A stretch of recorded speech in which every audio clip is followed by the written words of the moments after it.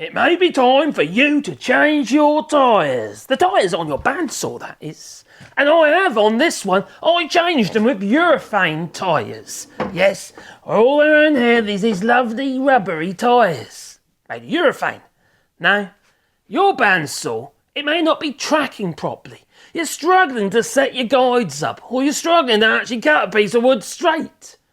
Or maybe the bandsaw blade is just slipping. Well, the likelihood is you need to replace your tyres. They only cost about 20 quid.